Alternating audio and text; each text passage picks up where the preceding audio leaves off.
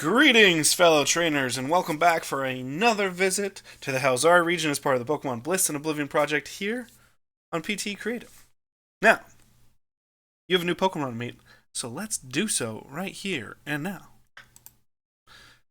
Love for you guys to meet Octanagon, a very interesting Pokemon here that was really fun to design. Now, for the first time, I think in channel history, I designed this Pokemon solely digitally. Usually, I like the pen and paper route. It's just what I like and what I'm comfortable with. And you can see a lot of different forms it took. We're already form 2 or 3 with this design. I still didn't stick with this full design. Honestly, Octanagon was really inspired, you'll see in the final one. I was going for a winged dragon, almost Dragonair style Serpentine, which I still like, but I think I got closer with this design. Here I was inspired. The last couple weeks I've actually been in Alaska previous to this recording. So I just spent 3 weeks up in Alaska, and I went on a couple whale watching tours and had a grand old time spotting whales and other marine life. So I thought there'd be a different way to take this Pokemon in a direction that would be different. This is a water dragon Pokemon, and I was like, use the inspiration around you to your advantage, use it to your benefit, and that was kind of the purpose here.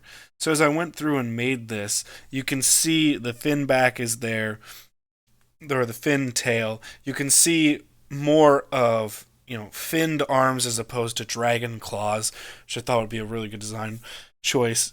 Plus the lines like a blue whale or a humpback whale in there through the belly system. But then it looks far more monstrous at the top, like more of a sea dragon or a sea monster. And that was really all intentional choices to just give this Pokemon a different vibe. And then you can see the color changes a hair here or there, simply because I wanted to play with this design a little bit more, make it lighter, make it a little bit more fun, unique, just interesting. And then changing the eye color was really something that brought it to life for me.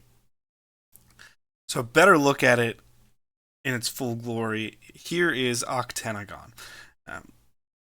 The inspiration behind this really was making a dragon Pokemon that wasn't like anything else. Number one, so that's why I went with more of a whale-like tail and the fins, and even using different sounds. You don't really hear "ugh" very much in Pokemon unless it's muck or something that isn't very desirable by design. Here, I wanted something there, and to create this very different style of dragon creature that you normally wouldn't see. So we go to its Pokedex entry. Octanagon is the aquatic dragon Pokemon, and its ability is hydration, so I'm going to get to that in just 1 second. As we look at its stats, its HP has a nice HP stat at 100. Speed is 95.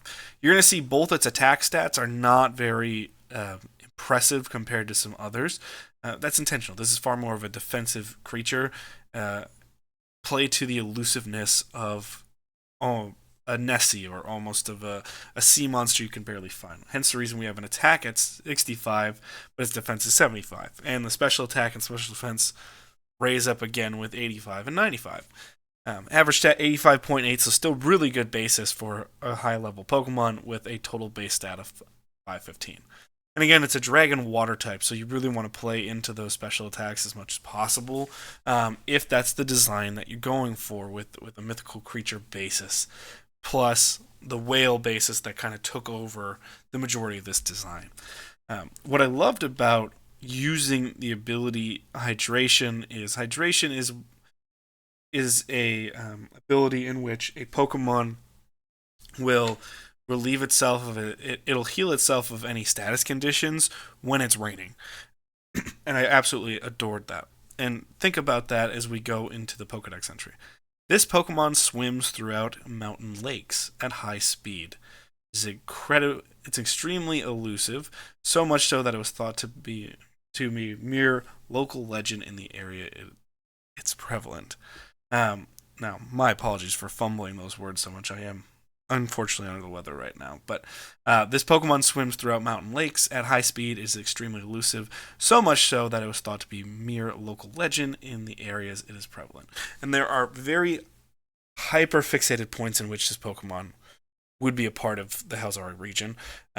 Very, very hyper specific points on the map where you could go and find this Pokemon. That's the whole point of this Pokemon, is to be able to be elusive and be away from society, which is why I use the hydration ability. I love the idea of these pristine, clear crystal lakes in mountain regions. I think they're absolutely stunning and beautiful. You can find them in the lower 48, but again, I was really inspired by my time up in Alaska, seeing glacial water. I actually jumped into a glacial pool as well. I jumped into a blue pool and froze my bum off for a little bit, but it was certainly very, very fun. And just the color of the water, the clarity, the fact that you can just dip your hand in like it's Lord of the Rings and just grab water for yourself is insane.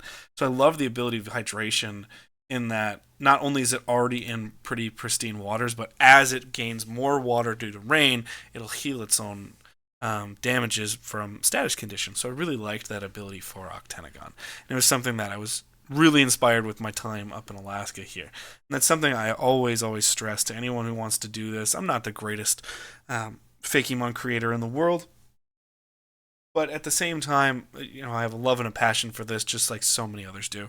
And when you're looking to start, use the things around you to inspire you to create something new. I had a completely different design for Octanagon in the past. I was going for more serpentine dragon with wings. And then I went more with the sea monster to fit more of the motif I was going for, and use those events that just happened in my life to really inspire me. And I highly suggest you do the same. It's still got that deeper eye, so it's got something mysterious about it, but it's a fun, interesting creature to say the least, and one I'd be super happy to have in game. Now, I hope you did love Octanagon. If you did love that artwork, maybe you want to go get a piece of art for yourself. You should head on over to our Etsy shop then. Go to ptecreative.etsy.com. There you can find all kinds of fun merch that is more than fun to help you out as a Pokemon fan or a fan of other stuff. And we got more stuff coming very, very, very, very soon here. I'm recording this 2 hours before the release of this video because I literally just got back from Alaska yesterday. But a lot of fun merch that you can have here, and we're going to have even more merch coming really soon as I've been working on some really fun stuff. So head on over to ptecreative.etsy.com and go get yourself a great piece of merch. Now, if you'd love to get some merch but you can't afford it, I totally understand that. Everyone needs a couple shekels to live their life. Just keep supporting the channel then. Watch our daily stuff. It's Monday through Saturday. We have 3 podcasts, Tuesday, Thursday, and Saturday now. It's the Onetta Show on Tuesday. We have the Onetta Football Show on Thursday, and it's getting ready for that season that's going to be right around the corner.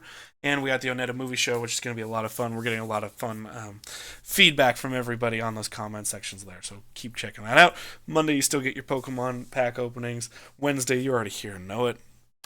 It's that beautiful Bliss and Oblivion project. And Friday, we got a lot of rotational stuff, and we're going to have a lot more. Trust me, a lot more adventure-based content coming soon, as I have so many cool spots to tell you about, so many cool things to share. With that being said, thank you so much for watching. Check out our socials to check out some more, and stay in touch. Peace, love, and hugs to you all. Bye!